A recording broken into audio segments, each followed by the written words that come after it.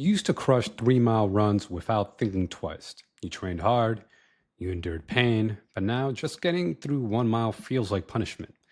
And now you might be wondering, have I gone too far gone? You're not.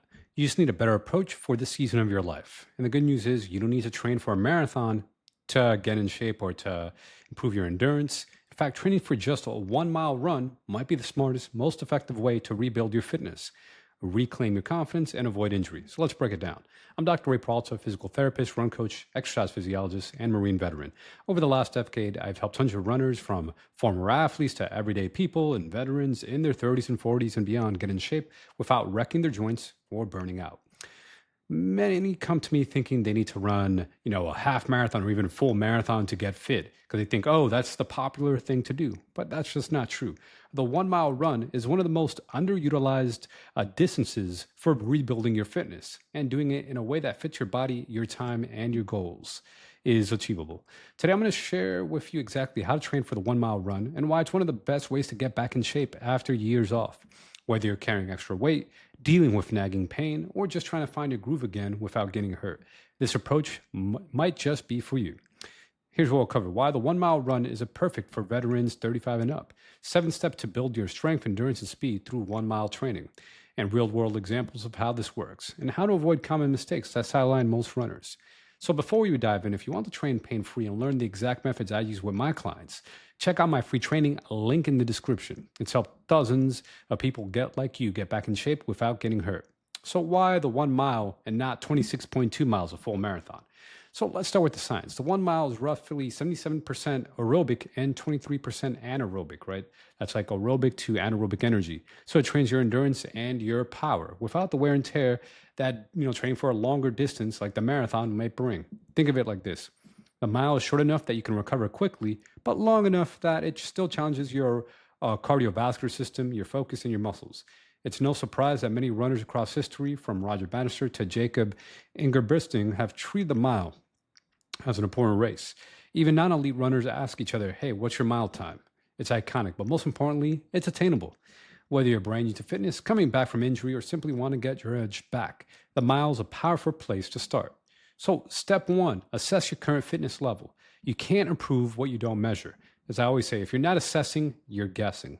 So start by running or walking a timed 1 mile. Let's see, here's what you might see, right? So if you're out of shape, it might take you 20 plus minutes. You're essentially walking the entire mile. If you're a beginner runner, it might take you 12 to 15 minutes to complete one full mile. If you're at average fitness level, it may take you 9 to 10 minutes. If you're pretty fit, you might be able to run it in 7 to 8 minutes. And if you're elite, you might be able to run it in 4 to 5 minutes range if you're an elite. Now, whether you are running, wherever you're at now, though, it doesn't really matter too much. That's going to be your baseline, your starting line. You want to set a smart goal, specific, measurable, attainable, realistic, and time-based, to help you, improve your 1 mile time and whatever other fitness goals you have, whether it's to just really get faster at the 1 mile or maybe to lose some weight as well, and give yourself a realistic time frame to do that. For most people, it takes about 3 months or so to improve their fitness level. But if you have like bigger goals where you're trying to lose a lot of weight, or really maybe you're trying to go to the elite levels of speed, it may take you 6 months or longer. For example, if you want to run like a 4 minute mile, and right now you're currently at a 12-minute mile, that might be a 2-year goal, right? You have to be a realistic, and that's also way big of a jump. It might be more realistic to go from a 12-minute mile to, let's say, an 8-minute mile within a year or so, or maybe 6 months, depending on how old you are and what other factors may be slowing you down. Step 2, build your strength. This surprises a lot of runners, right? A lot of people think base building is just about doing more and more miles. But in fact, I think of base building as building the foundation of your leg strength, just building actual muscular strength. Your strength base is more important than your mileage base. See, without strength, your tissues can't handle the impact of running. See, running is actually a high impact sport. Every time your foot hits the ground, that's 2 to 3 times body weight. Every time that foot hits the ground. So if you're a 150-pound runner, that's 300 to 450 pounds of force going through a leg, and that's where injuries happen. I've had runners who were stuck in a pain cycle of reoccurring injuries, shin splints, knee pain for the past 5 years. And after they started working with me, in just 2 months, right, doing quality strength work. Their pain was gone. They already hit PRs, and they were surprised that they're not always nursing this recurring injury just by getting stronger. So you don't need to live in the gym, though. You can just hit the basic strength training routine 2 to 3 times per week. Right, you could do lower body exercise such as step ups, squats, lunges, split squats, hamstring curls, deadlifts, calf raises. For core, obviously, you want to train planks, side planks, bird dog, crunches, supermans, reverse hyperextensions. Upper body, you could do rows, bench press, push ups, pull ups, biceps curls, tricep extensions, and you can mix it up as a full body routine. You could do a split routine. There's different ways to do your strength workouts. But at the end of the day, you just want to get some strength training sessions done. And obviously, if you want to optimize running, make a bigger emphasis on the lower body and then less emphasis on the upper body. You can still train your upper body, but you don't have to do as many upper body exercises. So these movements help build durability, especially the lower body, and more importantly, teach your body on how to handle impact safely. If you want a strength goal, see if you could work up to doing squatting your body weight and then squatting 1.5 times your body weight or even 2 times your body weight, right? It may look different between men and women, but you still want to improve your strength, specifically your lower body strength. Step 3, you want to add power, plyometrics. See, plyometrics are the bridge between strength and speed. They teach your muscles to absorb force and generate power. Example, box jumps, squat jumps, lunge jumps, squat jumps with dumbbells, a jump rope, either body weight or even weighted jump rope, bounding or skipping, squat jumps off a box or drop jumps off a box. So you start small, maybe twice per week. Maybe you add the power plyometric exercises to your strength workouts, or maybe you add them towards with your running workouts. It doesn't really matter too much. Just see how it fits your schedule best. Use these type of workouts to condition your nervous system and reinforce efficient movement patterns. Step 4, use running drills. See, running drills aren't just about warming up. They also fine-tune your form, your mechanics. They build neuromuscular coordination, improve stride, and enhance running form, and to help improve performance and decrease injury risk. So do them before your main workout while fresh. So example, A skips, B skips, fast feet, high knees, backwards running, strides, or even barefoot running. Just be cautious when you're doing barefoot running, especially if you're brand new to it. You could start with just barefoot walking, walking forward, walking backwards, where it's safe to do so. And then as you get more conditioned, you could do barefoot running. It doesn't even have to be that long. It'd be like a 1-minute drill of barefoot running. See, these drills wake up your central nervous system, your brain to muscle, that mind-body connection or brain to muscle connection, better mechanics, better performance with less effort. And then step 5, you want to do speed work or anaerobic power. Next is where we shift into top end power. Think it's like redlining the engine, teaching your body to move efficiently at fast speeds. Speed work should be short, fast, with full recovery. So sample workouts, 6 by 200 meter sprints with 90-second rest, or maybe 4 by 400 meter sprints, or doing a descending ladder, right? Going 600 meter, 400 meter, 200 meter as part of a ladder style speed workout. Or you can do even shorter explosive max speed sprints, like doing flying 30-meter sprints or 60-meter sprints to build up max effort and then decelerate.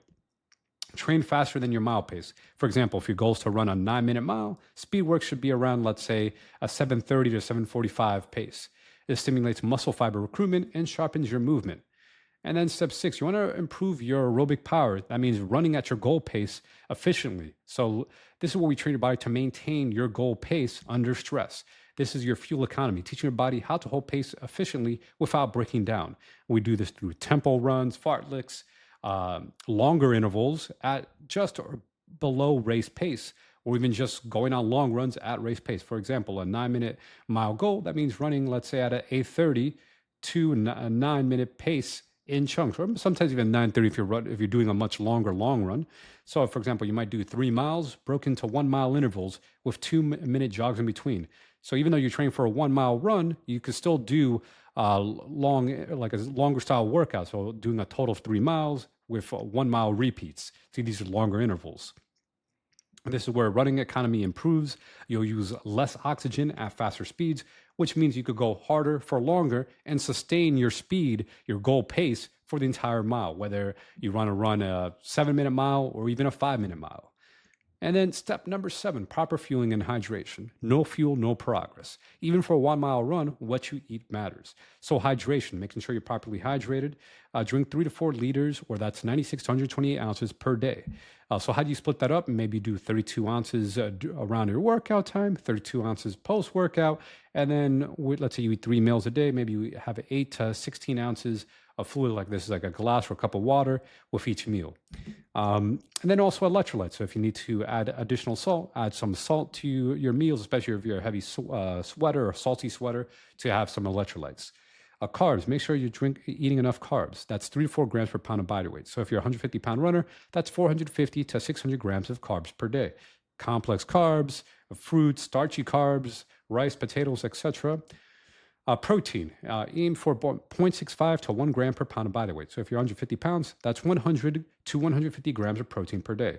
And if you're overweight, aim for low fat versus low carb. So as your body typically needs carbs if you want to improve your running performance. Yes, you can lose weight with low carb. I usually tell people to do low fat and just cut out processed junk foods and have a caloric deficit, and you'll typically lose weight while making sure you have high activity levels, make sure you're working out, right? You're doing these running workouts, right? 3 days a week, right? Again, you're doing 1 speed workout, 1 tempo run, 1 long run, and then you're also doing strength training two days a week.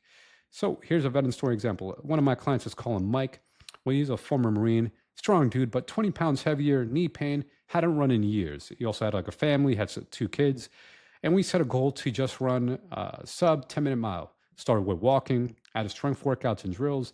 By week 5, he was running 1 mile intervals. By week 8, he was running about 9:45 mile.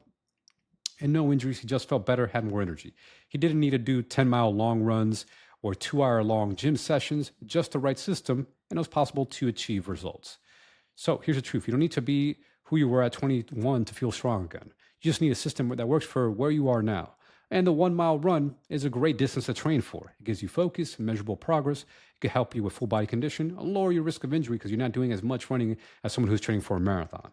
And best of all, it could fit into your schedule, even with work, family, and life stress, right? Because you could fit in, you could train for the mile, right? Doing 1 mile, track style workouts, plus your strength training all within the same 1 hour, 1.5 hour training block.